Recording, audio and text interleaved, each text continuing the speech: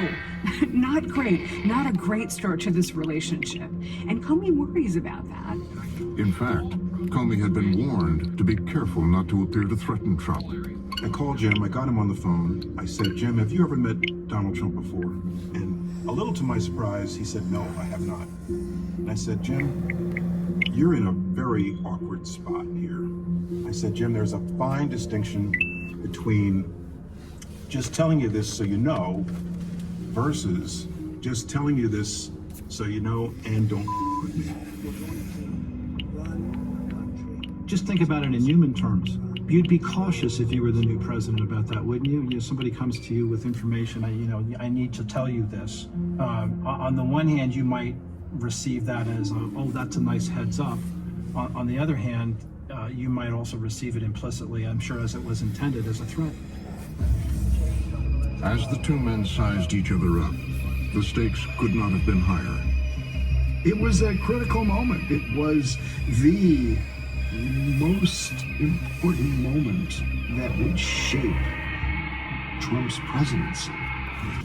And I don't know that Jim Comey necessarily went to that meeting thinking, oh, my job is on the line. If he didn't, he should have. Comey handed Trump a summary of the dossier. And Trump denies it immediately and vociferously. Says, do I look like the kind of guy who needs to hire prostitutes? Comey said he was giving Trump information he needed to know. And the point was, in briefing him about it, was to inform him of its existence. We felt a duty to warn, if you will, just so that he knew that it was out there. But Trump was already distrustful of an FBI director who served under President Obama. Immediately after the meeting, Comey typed this memo from the backseat of his SUV.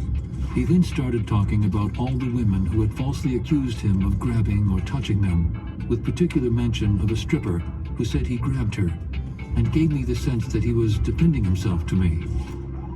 It didn't surprise me at all that after having this meeting with the president-elect, that he immediately memorialized it so he had it as a record if he ever needed it. In the aftermath of the meeting, back up in Trump Tower, the president-elect was furious. Trump is talking to his top aides, and he views this as blackmail. It's a shakedown, he tells them. His assumption is that Comey is giving this to him to show him that he's got something on him. I didn't mean to do that. We're talking about politically appointed individuals using intelligence potentially as a weapon against people who they politically disagree with. Whenever an FBI director approaches a president-elect with something that was salacious and unverified, in Comey's words, and tells him about it, I think Mr. Trump realized it was a shakedown. He's been in a tough business in New York, and he knows a shakedown when he sees it. This is CNN breaking news. CNN has learned that the nation's top intelligence officials provided information to President-elect Donald Trump. Trump feared the story would leak, and soon it did, on cable news. Russian operatives claim to have compromising personal and financial information about There's a controversial move by BuzzFeed last night, publishing a dossier sourced. Before long, the entire dossier was on the web. But they have been detailed by numerous media outlets, including BuzzFeed, the New York Times, and CNN. The next day, Trump went before the cameras to fight back. I'd seen Trump a lot on the campaign trail, but I have to say I was surprised that he came out so vituperatously and so angrily. I think it was disgraceful that the intelligence agencies allowed any information that turned out to be so false and fake out. He expresses frustration. He knows it's a setup. He knows it's a plot to destroy him and people around him. And that's something that Nazi Germany would have done and did do. I think it's a disgrace. Something the Gestapo would have done, Trump says. That information that was false and fake and never happened got released to the public.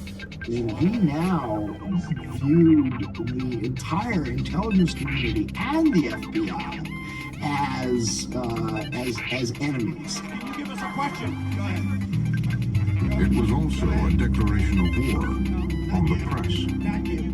Their organizations. You are down. attacking our news organization. Their organizations. Let's Let's ask a question, sir. Go ahead. Sir, Quiet. Quiet. Mr. President-elect, Go ahead. Can you state She's asking a categorically, question. Don't be rude. President-elect, can you give us a question? be You're rude. attacking us. Can you give us a question? Don't be. Can No, you I'm give not us a going to give question? you. I'm not going to give you. Can you state categorically? You are fake news. Sir, Go ahead. can you state categorically that nobody, no, Mr. President-elect, that's not. Trump's combative strategy would come to define his first years in office. You did not answer, sir. You did not answer whether any of your associates were in contact with the Russians.